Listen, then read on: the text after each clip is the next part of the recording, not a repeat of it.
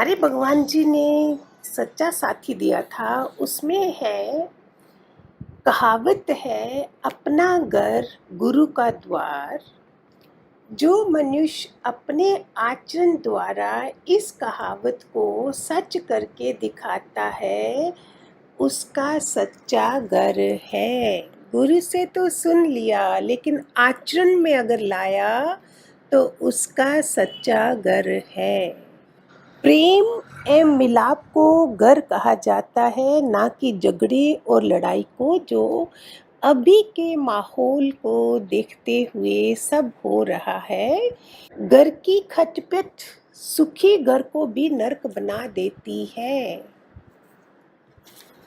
घर तो घर स्वामिनी, जहाँ घर की मालकिन नहीं है वह घर किस काम का।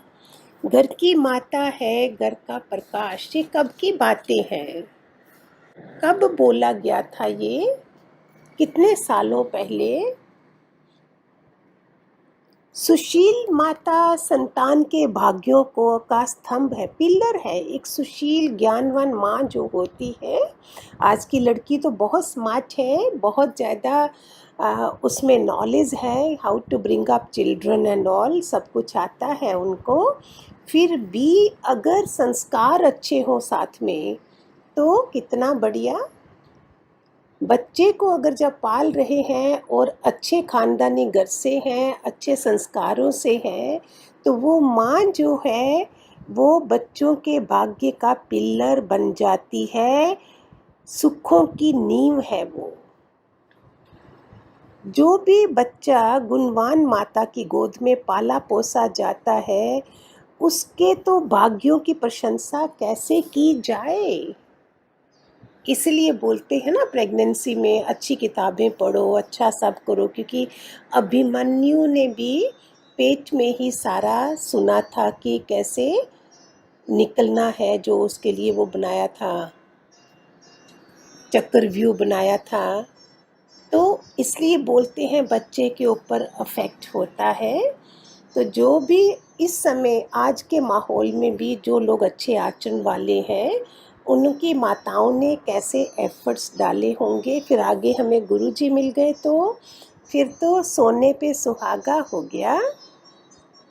इसलिए सबसे पहला और सच्चा गुरु तो माँ को कहा जाता है ना। जो 100 शिक्षक सिखा नहीं पाते, वह एक गुणों वाली माता केवल आंख के इशारे से सिखा सकती है। इसलिए बोलते, जिसने अपनी माँ की सच्चे दिल से सेवा की और उसका आशीर्वाद प्राप्त किया, उसने इस जगत से अच्छी फसल काटी। सोचो, भगवान जी ने आत्मा अलग से दिखाई है और हमें घर में रहने का ढंग कैसे है जब तक हम जिंदा हैं, और निश्चय भी ले रहे हैं, वैराग भी ले रहे हैं, घर की सेवा भी करनी है। हमारे से घर का माहौल दूसरे कोई दुख नहीं पाए, किसी की आंखों में आंसू ना आए मेरे कारण। बोलते हैं जब बेटा पैदा होता है तो भगवान बेटे को बोलता है, जा धरती पर और माँ बाप की सेवा कर। और जब बेटी होती है तो भगवान बोलते हैं, जाओ तेरे माँ बाप की सेवा मैं करूँगा, मदद मैं करूँगा।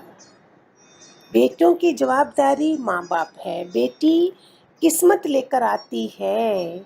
एक दृष्टांत है, एक राजा की 3 बेटियां थी, और एक दिन राजा ने पूछा कि तुम किसका खाती हो। 2 बेटियां थोड़ी डरी हुई सी होंगी, जहाँ नॉलेज नहीं होगा, तो बोलती हैं, पिताजी हम आपका खाते हैं। राजा को बोलती है, एक बोलती मैं अपने भाग्य का खाती हूँ। शायद सुना भी होगा जो सुन रहे हैं, पुराना दृष्टांत है ये, हम जब सत्संग सुनते थे तब की बात है। तो राजा ने उस बेटी के लिए बोला, इसको निकाल दिया जाए जंगल में। तो उस बेटी को निकाल दिया गया। सुनिए ध्यान से, भाग्य का कैसे होता है, प्रारब्ध क्या होती है। उस बेटी को जहाँ जंगल में छोड़ा गया, एक झोंपड़े में एक बुढ़िया रहती थी उसके पास, और इस लड़की के पास हुनर था अच्छा जाल बुनने का। वो बहुत अच्छा जाल बुनती थी। उसने वो जाल बुन के अपने झोंपड़े के ऊपर पूरा फैला दिया। एक बार एक प्रिंस उधर से गुजरा। उसने पूछा, ये जाल किसने बनाया है? मैं उससे शादी करना चाहूँगा।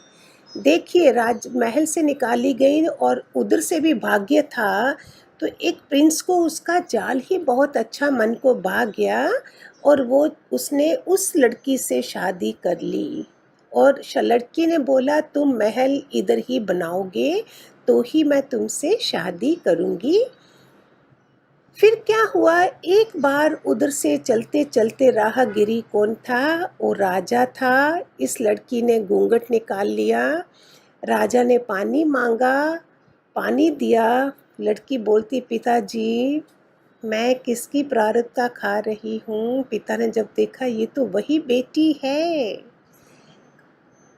जिसको मैंने जंगल में बेच दिया था, और आज इधर भी वो मंगल ही, जंगल में भी मंगल हो गया। तो किस्मत जो है वो बेटी खुद लेके आती है। भगवान जी ने बहुत बारी कहा, अगर वो गरीब घर से आई है बहू और तुम्हारे घर में आई है, तो उसने अपनी प्रारब्ध बनाई है सोने के चम्मच में खाने की। तुम क्यों गुस्सा करती हो? बोलते हैं, अगर बेटी नहीं है तो बहू को ही बेटी मान लीजिए। बहू बनाकर रखोगे तो उसको सर पे पल्लू ही डालते रहोगे, और सर पे पल्लू गिर जाए तो बेटी ही समझो, हमारी बेटी हमारे सामने बैठी है। भाव ही तो बदलना है, एटीट्यूड बदलना है, हमने नज़रिया बदलना है, सोच बदलनी है आज के माहौल में रहने के लिए। एक बार एक बहू जब घर में आई, तो पहला दिन था, सुबह उठी। देखो कैसे संस्कार थे जो उसके पिताजी ने, माँ ने उनको दिए थे, वो उसको याद था। तो उसने क्या करा, सुबह उठ के सबसे पहले किचन में गई और वो हलवा वगैरह बनाते हैं ना, उसने बनाना शुरू कर दिया। वो भी देसी घी में गेहूं का हलवा, कितनी सुगंध आती है। तो पूरे घर में सुगंध आने लगी। उस घर में सब देरी से उठते थे। ये छोटी बहू थी, 4 बहुएं और थी, देवर जेठ सब थे। सास ससुर भी सो रहे थे। सुबह सुबह देखा, ये क्या हो गया, घर तो सुगंधमय बन गया।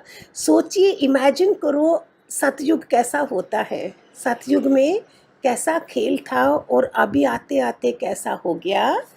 तो पहले तो सास जी उठ गई जल्दी से, बोलते, बहू ये क्या कर रही हो? मेरे पड़ोसी देखेंगे तो बोलेंगे कैसी सास है, कल शादी हुई है और आज बहू को किचन में लगा दिया।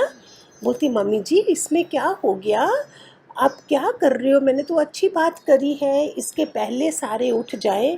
क्या जो भूखों को खाना खिलाना होता है तो क्या अच्छी बात नहीं है? हम बाहर भूखों को खाना खिलाते हैं, तो घर वाले जब उठेंगे भूखे होंगे तो उनके लिए नहीं कुछ बनना चाहिए?